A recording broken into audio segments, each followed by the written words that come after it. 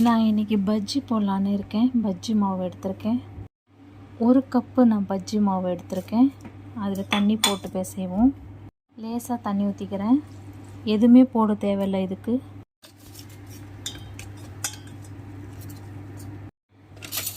இந்த பஜ்ஜி மாவுலேயும் நம்மளுக்கு காரம், உப்பு எல்லாமே இருக்குங்க. எதுவுமே போட தேவையில்லை. நான் நல்லா கலந்துக்கிட்டேன். பஜ்ஜி மாவு கலந்தாச்சு. அடுத்தது வந்து நம்ம உருளைக்கிழங்கு இந்த சைஸ் வெட்டி வச்சுருக்கேன். ரவுண்டாக வெங்காயம் வெட்டி வச்சுருக்கேன். ஃபஸ்ட்டு நம்ம உருளைக்கிழங்கு போடுவோம்.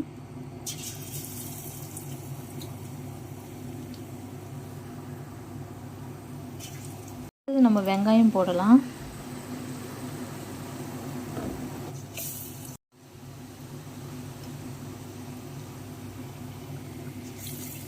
உருளைக்கிழங்கு போடுவோம்.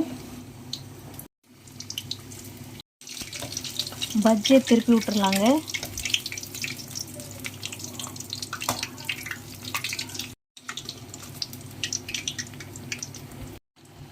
பஜ்ஜியை பார்ப்போம்.